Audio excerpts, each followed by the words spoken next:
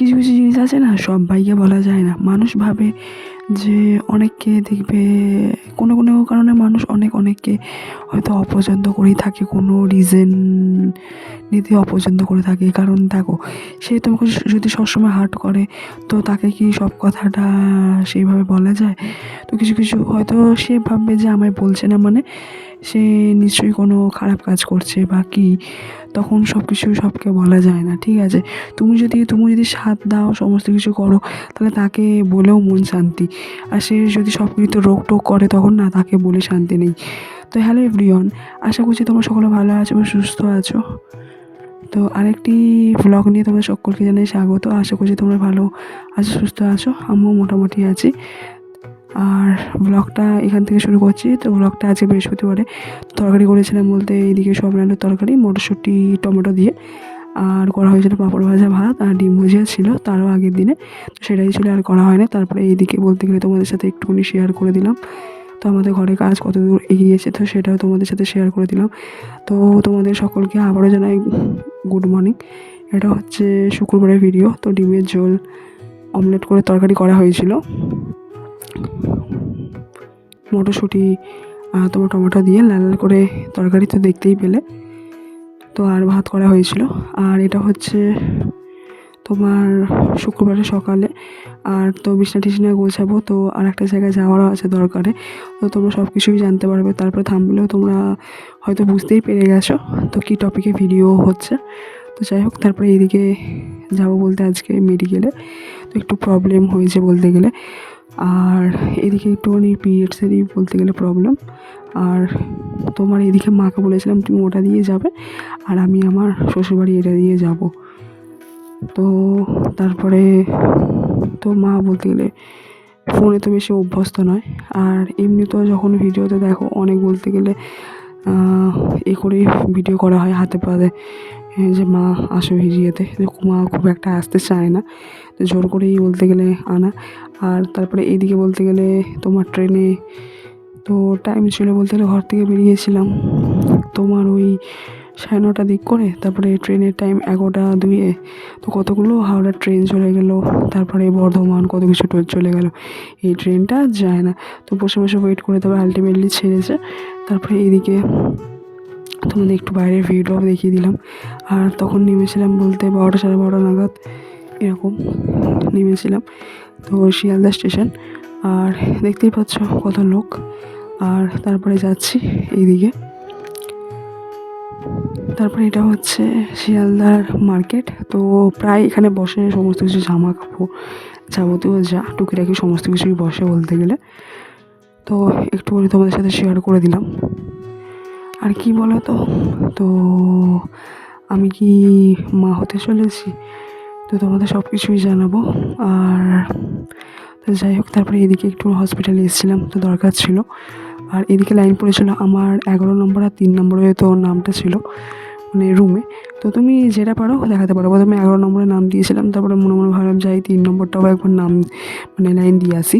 আর তো তারপরে মাকে বললাম তুমি 11 নম্বরে দাঁড়াও, যেটা ফার্স্ট হবে সেটাতেই ইয়ে করবো। তারপরে আমি বললাম না থাক, 11 নম্বর এটা ছেড়ে দাও, যে পেশেন্ট সেই বসতে পারবে, গার্জেনরা বসতে পারবে না। তো মাকে বললাম তুমি সাইডে বসো। আর তারপরে মা সাইডে বসেছিল। আর তারপরে আমি এইদিকে তো ডাক্তার দেখালাম। আর ডাক্তার বলল যে, তো তোমাদের সব কিছুই বলছি। তারপরে এদিকে ঘরে আসার জন্য রওনা দিলাম। তারপরে এইদিকে ঘরে ফিরতে ফিরতে প্রায় 4টে 4:30 দিক করে বেজে গেছিলো। আর তোমাদের এইখানে নতুন আর কি প্ল্যাটফর্মটা হয়েছে, টিকিট কাউন্টারটা বলতে গেলে অনেকটা ইয়ে করে দিয়েছে, মানে ওইদিকে করে দিয়েছে বলতে গেলে। আর নালে যাওয়ার টাইমে তো বুঝতে পারিনি, তো একটা দাদু বললো যে কী খুঁজছো, টিকিট কাউন্টার তো ওইদিকে। তো এই যে তো নতুন টিকিট কাউন্টার করেছে, অনেকটা বড়ই করেছে প্ল্যাটফর্মটা। তো তোমার সাথে এটাও শেয়ার করে দিলাম একটু। এটা হচ্ছে ডানকুনি স্টেশন। তারপরে তোমার টোটোতে আর কি উঠেছি। তো এটা আবার কাটা সার্ভিস করে যেতে হবে, এখান থেকে আবার টোটো বলতে গেলে খুব একটা আমাদের বাড়ি অবধি পৌঁছায় না। তারপরে আবার হেঁটে হেঁটে আসতে হয়, তাহলে 15 টাকা নেয়। তো একটুখানি হেঁটে হেঁটে গলিগালা দিয়ে ঘরে আর কি চলে এসেছিলাম, তখন 4:30 মতন বাজে। তারপরে দেখতে পাচ্ছ এই যে রিপোর্টটা বলতে গেলে নেগেটিভই বেরিয়েছে। তো আবার টেস্টও করেছিলাম, তো একটু পিরিয়ডসের প্রবলেম হয়েছিল। কী বলো তো, আমরা এখনও বলতে গেলে আমার ইচ্ছা তো একার ইচ্ছা নয়, তো আমার হাজব্যান্ডে বলতে গেলে অনেক দেনাদানি আছে সমস্ত কিছু। তো সে যদি না নেয় আমি কী করে নেবো বলো বেবি? আর সেই নিতে চায় না। দেখো নিলে তো এক্ষুনি হয়ে যাবে, নিইনি, ট্রাই করিনি, তো সেই জন্যই আমি কনসিভ করিনি, নিলে কবে কনসিভ করে নিতাম। ঠিক আছে, তো নিলে তবে এনে কনসিভ করবো। আমি তো শিওর ছিলাম যে হয়নি, আমার হয়তো কোনো কারণে তো প্রবলেমের জন্য এমনি হয়েছিল, তো পিরিয়ডসের গণ্ডগোলের জন্যে। আর ওর দেনাদানার জন্য মানে আর কি বেবি নেওয়া হয় না। এটাও ঠিক যে বেবি নিতেও একটু অসুবিধা হবে, তারপরে তোমার দেনাদানা কখন মিটবে তবে নেবে, সেটা ওর ওপরে ডিপেন্ড করছে, আমি তো জোর করতে পারি না, তো সেই জন্য। আর তারপরে যাই হোক ডাক্তারবাবু বলছিল যদি এটা যদি দুটো হতো তাহলে আমি আরও আনন্দ হতাম। তাহলে ডাক্তারবাবুই বা তারই বা কী লাগে বলো, যে সে আনন্দ হবে, সে জানি এটা সুখবর, আমার মায়েরও হয়তো আনন্দ হতো, তো কিছু করার নেই। তো আমি তো জানি তোমার হাজব্যান্ডের দিক থেকেই তো ও বলতে গেলে এখনও প্রবলেম আছে বলে ওরা ঘরে সমস্ত কিছু, তো সেই জন্য নেবে না, তো এটাই। তোমাদেরকে সকলকে জানাই গুড মর্নিং। এটা 2-3 দিনের ভিডিও, তোমরা একটু মানিয়ে নিও, তাই ভিডিওটা অনেকটা ছোটো হয়ে যাবে বলে, তো সেই জন্য সমস্ত কিছু ভিডিও একই সাথে তোমাদেরকে দিয়ে দিলাম। আর এদিকে রান্না করেছিলাম বলতে আলু ভাজা, ডিম ভাজা, রুটি, আর এই যে দেখতে পাচ্ছ আলু ভাজা। তো ওকে এবার টিফিনে আর কি মেরে দিয়েছি, আর এবারে খাবে, তো সেই জন্য বাড়ছি। এই যে প্লেট, এখানে রুটি দেবো, আর এটা হচ্ছে আলু ভাজা, ওকে বাটিতে দিয়ে দিয়েছি।